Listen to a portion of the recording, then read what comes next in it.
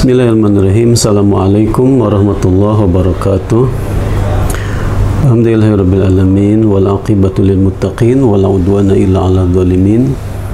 Allahumma shalli wa sallim wa barik ala nabiyyina Muhammad wa ala alihi wa sahbihi ajmain. Alhamdulillah teman-teman sekalian, pada kesempatan pagi hari ini saya kembali bisa menjumpai teman-teman sekalian. Saya ingin menyambung tentang tema gangguan jin di rumah. Pada video-video terdahulu sudah disampaikan bagaimana ciri-ciri gangguan jin ketika makhluk itu ada di rumah kita dan mengganggu kita.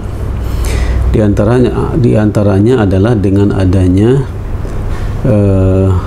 gangguan pada penglihatan kita, melihat sesuatu yang tidak ada wujudnya, yang tidak ada nyatanya, ya. Penglihatan, pendengaran, kemudian penciuman. Kemudian juga ada perasaan-perasaan dan penyakit-penyakit, ya, yang tidak wajar.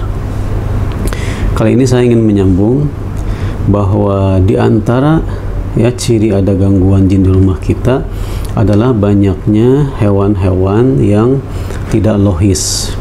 Maksudnya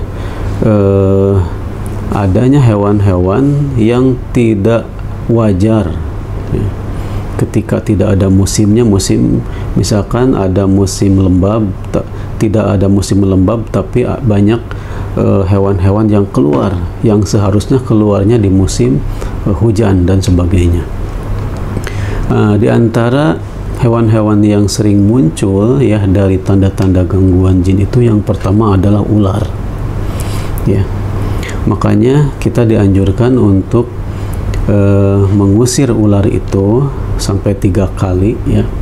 Kemudian kalau dia masih ada lagi, maka kita bunuh, karena itu adalah setan, kata Nabi.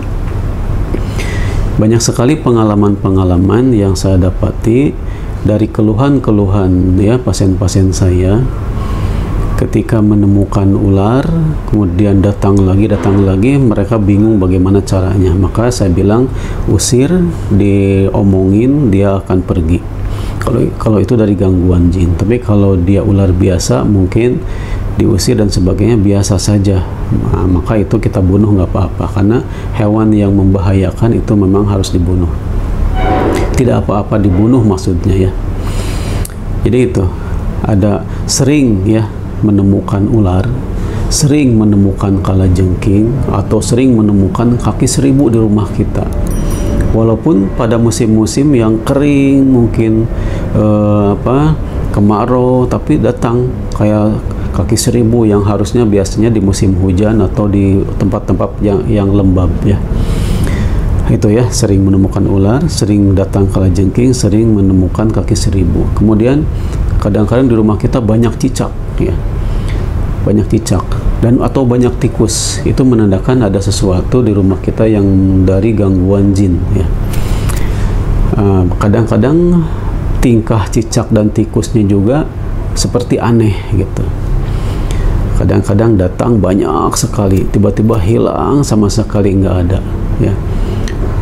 Nah, itu merupakan binatang-binatang yang bisa saja mereka jadi alat dari sihir, ya, jadi perantara sihir, diantaranya cicak atau tikus. Kemudian kadang-kadang tiba-tiba banyak semut, kadang-kadang tiba-tiba banyak lalat, terutama lalat yang besar-besar yang hijau itu tiba-tiba banyak datang ke rumah kita berkerumun, tapi tiba-tiba hilang begitu saja. Itu menandakan ada gangguan di tempat kita. Tapi yang harus dicatat teman-teman sekalian, bahwa kita tidak menyangkut pautkan keberadaan hewan itu dengan musibah, dengan penyakit dan sebagainya, ya. Ini hanya sekedar pengetahuan, pengalaman bahwa hewan-hewan tersebut bisa menjadi perantara sihir, perantara gangguan jin. Bukan hewan itu yang menimpakan musibah atau menimpakan kemudaratan, ya. Semuanya terjadi atas izin Allah Subhanahu wa Ta'ala. Bahkan di tempat yang lain sering rumah itu dihinggapi kelelawar atau burung tertentu seperti burung gagak, ya. Datang ketika orang itu pindah rumah, dia datang lagi, si burung itu selalu datang, ya. Kemudian si penghuni rumahnya merasa nggak nyaman, merasa gelisah dan sebagainya, sampai ada yang sakit parah ya.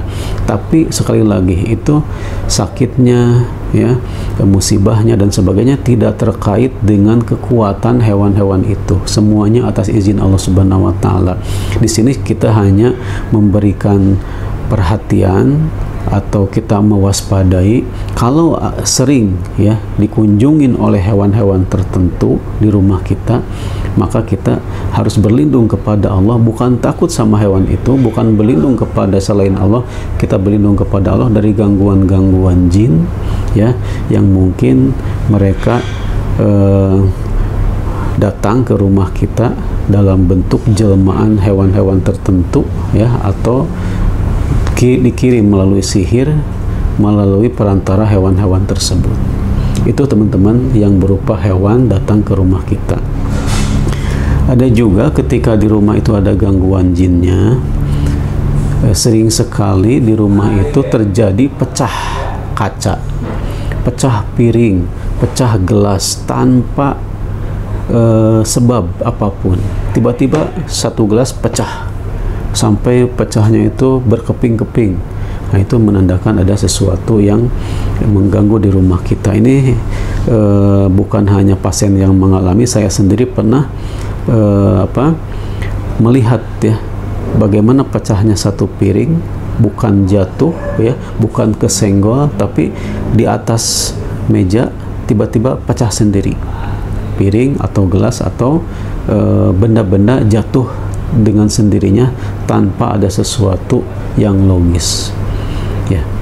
Semuanya kita kembalikan kepada Allah Subhanahu wa taala. Kita hanya meyakini bahwa makhluk gaib itu ada, tidak usah takut dengan mereka, kita hanya berlindung kepada Allah Subhanahu wa taala. Dan hewan-hewan tadi bukan pertanda kesialan, bukan pertanda musibah, tapi itu hanyalah pertanda adanya gangguan jin atau sihir di rumah kita.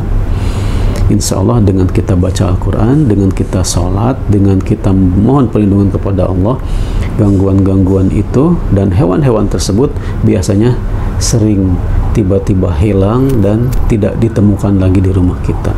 Semoga kita semua senantiasa diberikan perlindungan oleh Allah Subhanahu wa taala dari semua bahaya, gangguan dan musibah yang menimpa kita. Amin ya rabbal alamin. Barakallahu fikum. Assalamualaikum warahmatullahi wabarakatuh.